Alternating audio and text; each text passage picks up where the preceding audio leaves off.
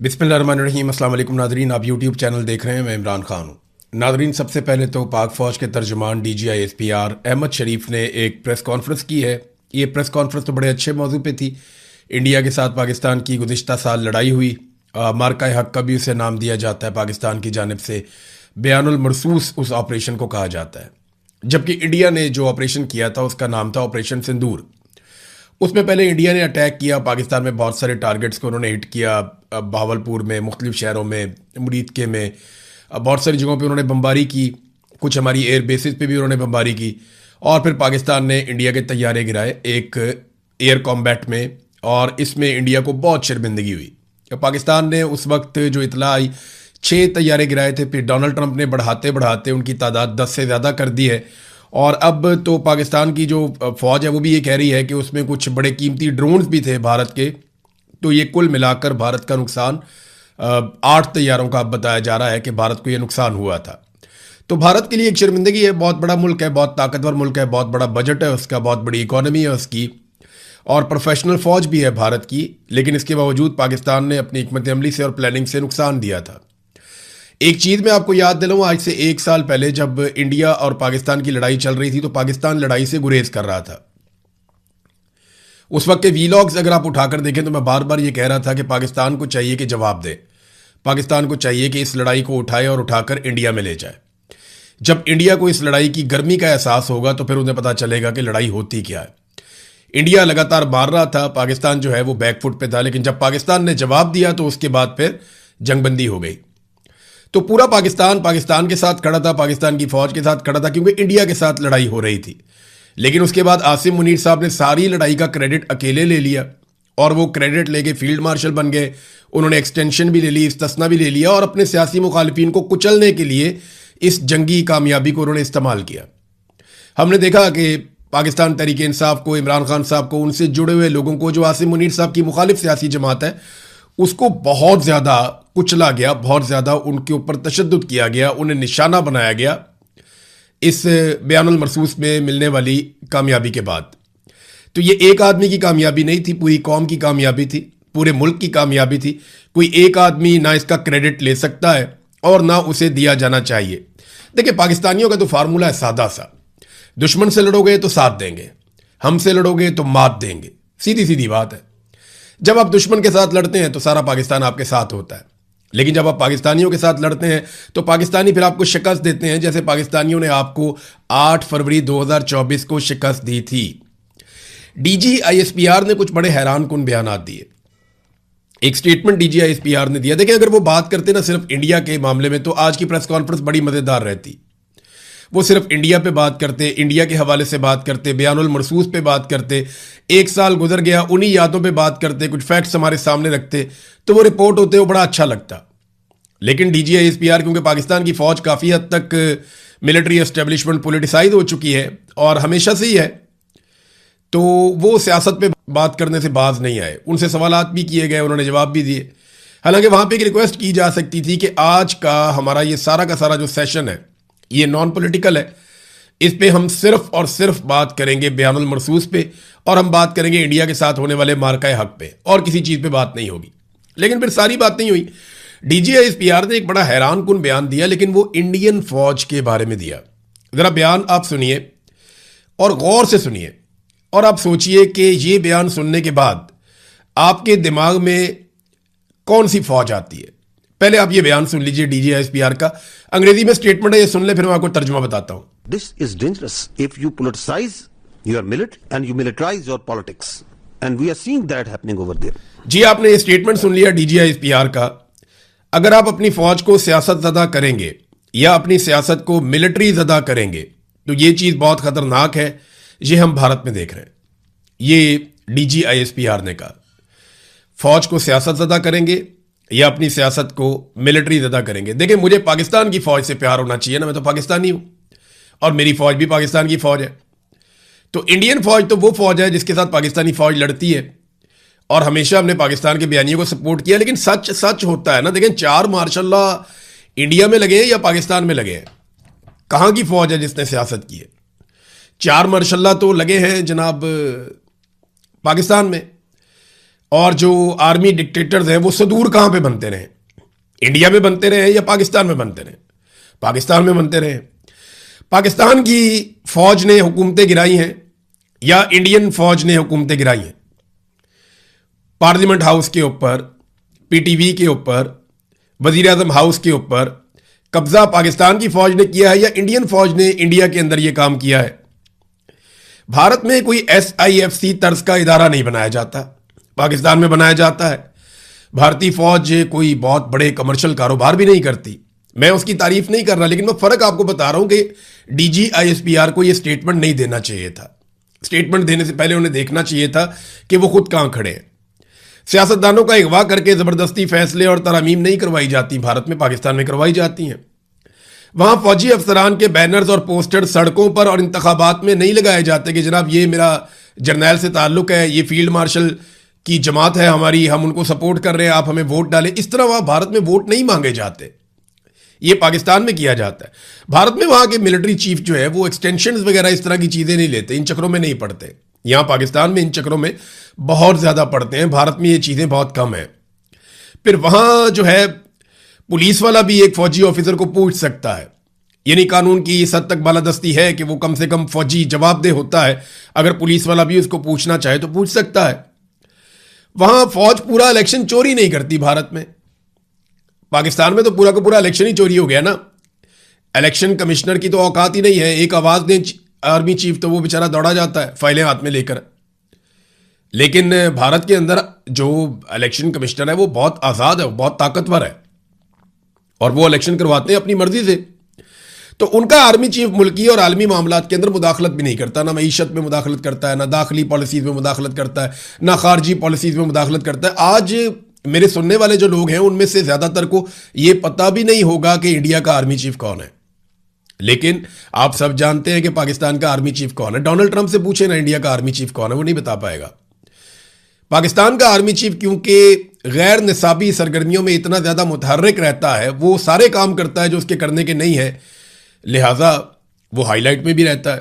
फिर एक और बात जो है वो DGISPR ने की पॉलिटिकल पार्टीज के बारे में पाकिस्तान में। उन्होंने कहा बातचीत सियासी जमातों का इस्तेहकाक है, मसाइल हल करें। किसने रोका है?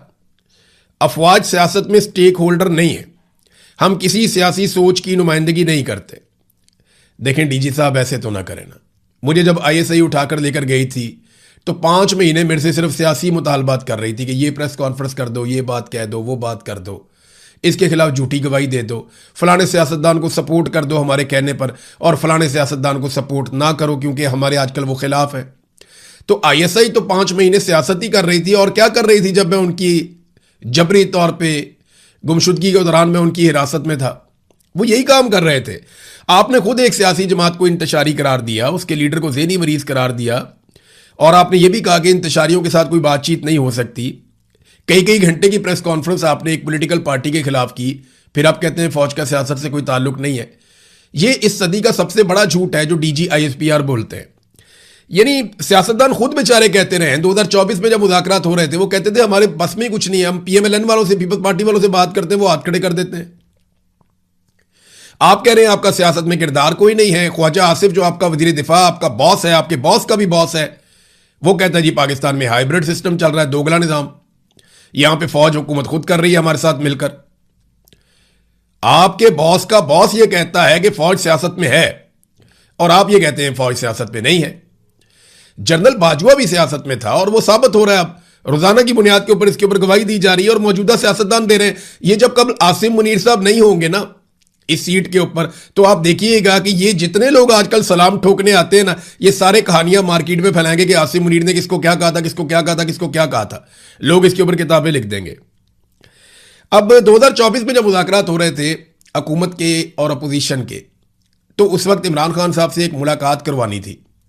हुकूमत ने वादा किया जी हम कल मुलाकात करवाते हैं इमरान खान साहब से आपकी, और उसके बाद हुकूमती अराकीन ने अपोजिशन को यह पैगाम दिया कि जनाब हमारे बस से बाहर है, ये मिलिट्री एस्टेब्लिशमेंट या फौज ने यह फैसला करना है कि इमरान खान से आपकी मुलाकात होनी है या नहीं होनी। फिर आप कहते हैं कि आपका सियासत से ताल्लुक कोई नहीं है। देखिए, अगर ये सारा झूठ बोलने की बजाय बयानुल मरसूस के ऊपर तवज्जो मरकूज रखते DG साहब तो ज्यादा बेहतर था। या वो ये बताते कि मैंने पूरा वो पढ़ा है, जहां जहां पे खबर मुझे मिली मैं सुन तो नहीं पाया, लेकिन जहां जहां पे ये खबरें छपी हैं बीबीसी में, मुख्तलिफ जगहों पे मैंने उनको पढ़ा, तो भारत ने पाकिस्तान का पानी रोका हुआ है। इसके ऊपर उनको एक हिकमत अमली देनी चाहिए थी कि हम भारत से पानी कैसे और कब छुड़वाएंगे। देखिए, जो सिंध तास मुआहिदा है उसके तहत 3 दरिया हमने भारत को दे दिए थे, सतलुज, ब्यास और रावी। वो तीनों तो हो गए खुश्क। इन 3 दरियाओं का पानी पूरा करने के लिए जो दूसरे 3 दरिया हैं, मगरबी दरिया, वो हमारे पास थे, सिंध, झेलम, चनाब। अब भारत इन दरियाओं का पानी भी रोक रहा है और इन्हीं दरियाओं से हम अपने बाकी दरियाओं का पानी पूरा कर रहे थे, जो 3 दरिया हमने भारत को दिए थे। यानी 3 दरिया हमने भारत को दे दिए 1960 में और 3 दरिया अपने पास रख लिए। अब जो 3 दरिया हमारे थे, भारत उनका पानी भी रोक रहा है। पहले जो हमने उनको दिए, उन्होंने 50 साल अच्छी तरह उनके ऊपर डैम्स बनाए, और अब जो हमारे 3 दरिया हैं उनकी नजर उनके ऊपर है और वो लगातार उसका पानी रोक रहे हैं। इस वक्त उन्होंने पानी रोका हुआ है और ऐलानिया तौर पे रोका हुआ है, बताकर रोका हुआ है। उन्होंने कहा कि हम रोक रहे हैं। पाकिस्तान में बार बार इसके बारे में खबर आ रही है और ये एक दिफाई मामला है, ये आबी जारहियत है, इसको आप कहते हैं कि एक्ट ऑफ वॉर। लेकिन इसका आपने जवाब क्या दिया? इसके ऊपर कोई हिकमत अमली होनी चाहिए और बताई जानी चाहिए थी। कश्मीर को किस तरीके से आज़ाद करवाना है, इसके ऊपर एक सवाल भी किया गया वहां पे, लेकिन कैसे आज़ाद करवाना है इसके बारे में कोई हिकमत अमली आज तक नहीं है कि ये काम कैसे करना है। बाकी सारा हमें पता है कि क्या करना है और कहाँ करना है और कैसे करना है, लेकिन कश्मीर कैसे आज़ाद करवाना है, अपना पानी कैसे छुड़वाना है भारत से, इस बारे में कोई हिकमत अमली नहीं थी। बहरहाल पॉलिटिकल मामला पे जितना मर्जी आप काम करवा लें। अब नाज़रीन आए जरा इंटरनेशनल खबर के ऊपर। तो यहां पे डोनाल्ड ट्रंप ने एक और डेडलाइन दे दी है। एक डेडलाइन डोनाल्ड ट्रंप ने और दी, और डेडलाइन है जनाब 1 हफ्ते की। लेकिन मैं आपको इंटरेस्टिंग बात बताता हूं, डोनाल्ड ट्रंप ने ईरान को कब कब डेडलाइन दी है। डोनाल्ड ट्रंप ने ईरान को 15 मार्च को एक डेडलाइन दी और यह कहा कि ईरान के पास 48 घंटे हैं, वरना उन पर जहन्नुम की आग बरसा दी जाएगी। फिर ट्रंप ने 28 मार्च को एक और ईरान को डेडलाइन दी और कहा कि ईरान के पास 72 घंटे हैं, वरना उन्हें तबाह बर्बाद कर दिया जाएगा। फिर 4 अप्रैल को एक और डेडलाइन दी और उन्होंने कहा रात 8 बजे तक का वक्त है, वरना उन पर जहन्नुम की आग बरसाई जाएगी। फिर 5 अप्रैल को डोनाल्ड ट्रंप ने एक और डेडलाइन दी और कहा कि ईरान के पास तामील के लिए सिर्फ 1 हफ्ता है, वरना उन पर तबाही के दरवाजे खोल दिए जाएंगे। फिर कभी वो कहते हैं सिविलाइजेशन पूरी की पूरी मिटा देंगे, पूरे मुल्क को बम से उड़ा देंगे। ये नॉर्मल है, डोनाल्ड ट्रंप ऐसे स्टेटमेंट देते रहते हैं। फिर 15 अप्रैल को डोनाल्ड ट्रंप ने कहा कि 48 घंटे हैं, वरना तबाही फेर देंगे। अब आज डोनाल्ड ट्रंप ने स्टेटमेंट दिया कि ईरान के पास तामील के लिए सिर्फ 24 घंटे हैं, वरना उन पर जहन्नुम की आग बरसाई जाएगी।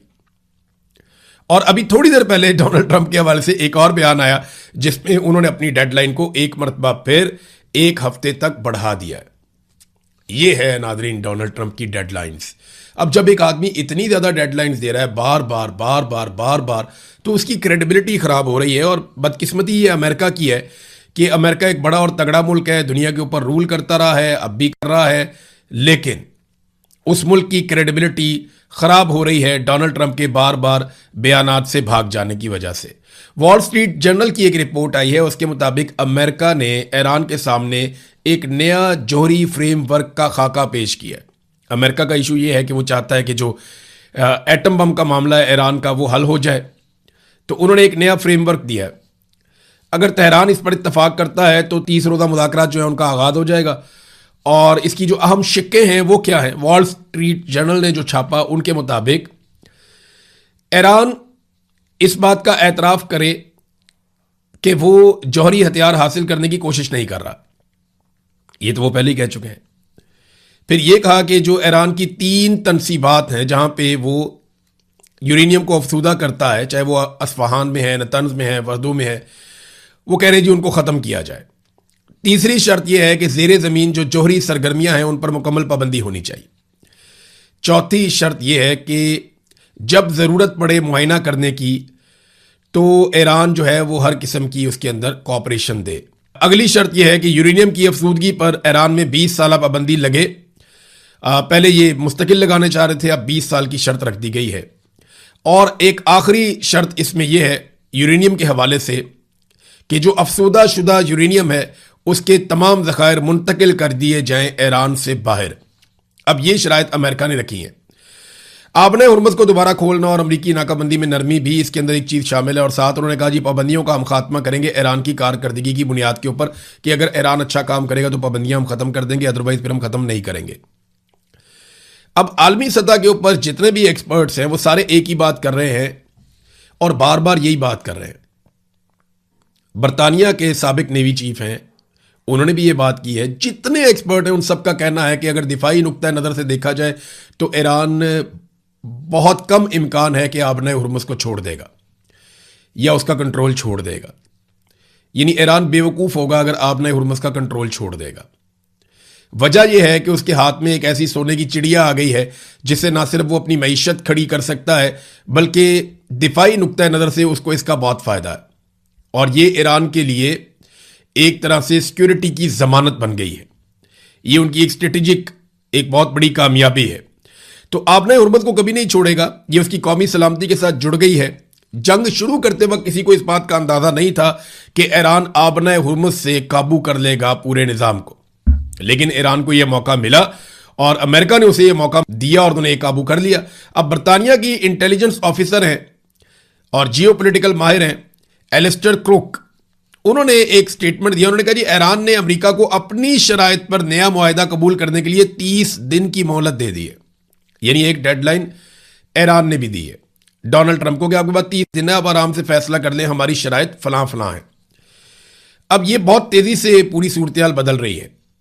ईरान डोनाल्ड ट्रंप से मुकम्मल तौर पर हथियार डालने का मुतालबा कर रहा है, ऐसी बात जिसे ट्रंप का शऊर जो है वो समझने से ही कासिर है। ट्रंप कभी भी ये नहीं करेगा। ट्रंप भी हथियार नहीं डाल सकता, ईरान भी हथियार नहीं डाल सकता, यहां को बीच का रास्ता ढूंढना पड़ेगा। ईरान ने यह नतीजा अखज़ किया है कि एक नया फौजी हमला सर पर है और इसके लिए मुकम्मल तैयारी उन्होंने कर ली है। ट्रंप ने प्यूटन के साथ हालिया टेलीफोनिक गुफ्तगू के दौरान प्यूटन ने ट्रंप को बताया कि अगर ईरान के खिलाफ फौजी कार्रवाइयां दोबारा शुरू हुई तो ईरान सूरत-ए-हाल को बहुत बड़े पैमाने पर बिगाड़ देगा। इससे हर कोई जंग की लपेट में आ जाएगा और आलमी मईशत में अफरा तफरी फैल जाएगी। प्यूटन ने यह भी कहा कि अगर ईरान पर हमला हुआ तो जंग में नए अनासिर सामने आएंगे। अच्छा, ये अब रशिया ने अमेरिका को बताया, प्यूटन ने ट्रंप को बताया कि ईरान इस जंग को इतना फैला देगा और इतना रायता फैल जाएगा कि फिर किसी से कंट्रोल नहीं होगा। अब अगर आपने ईरान के ऊपर अटैक किया तो उसने जो तैयारी की है वो बड़ी खौफनाक है। वो बहुत सारे मुल्कों के ऊपर एक साथ अटैक करेगा और पूरे खित्ते में आग लग जाएगी और पूरी दुनिया इससे मुतासिर होगी। चीन ने भी जो है वो अमरीकी पाबंदियों को मानने से इनकार किया, बल्कि चाइना ने जो ईरानी तेल के ऊपर अमेरिका ने पाबंदी लगाई, उन्होंने बाकायदा ये कहा कि आप दुगना खरीदें और ज्यादा वो काम करें, क्योंकि यकतरफा तौर पे अमेरिका की पाबंदियों को चाइना कबूल नहीं करता। और ये लड़ाई शुरू की हुई और हालात खराब किया हुआ ये सब अमेरिका की वजह से। तो चाइना ये समझता है कि अमेरिका ने दुनिया की मईशत को खतरे में डाला और सलामती को खतरे में डाला, लिहाजा अमेरिका को अब इस लड़ाई में अमन की तरफ जाना चाहिए, मजीद लड़ाई को फैलने नहीं देना चाहिए। कुछ और भी खबरें आ रही हैं नाज़रीन, मैं नेक्स्ट वीलॉग में आपके साथ शेयर करूंगा, लेकिन एक इंपॉर्टेंट चीज मैं जाते जाते आपको बताऊं कि डोनाल्ड ट्रंप ने प्रोजेक्ट फ्रीडम कैसे रोका। ये एक बड़ी खबर है और इसमें एक बहुत बड़ी चीज अब सामने आई कि डोनाल्ड ट्रंप ने तो कहा था कि हम प्रोजेक्ट फ्रीडम लेकर आ रहे हैं और सारे जहाजों को निकालेंगे। एक तो वो कामयाब नहीं हो पाया, लेकिन उसने दोबारा कामयाब होने की कोशिश भी नहीं की, उसने दोबारा जोर भी नहीं लगाया। याद है मैंने आपको बताया था कि एक रात बहुत सारे तैयारे उड़े और बड़ी एक्टिविटी थी हवा में, और अगली रात बिल्कुल खामोशी थी और किसी किस्म की कोई एक्टिविटी नहीं थी। उसके पीछे जो असल खबर थी वो अब सामने आई है।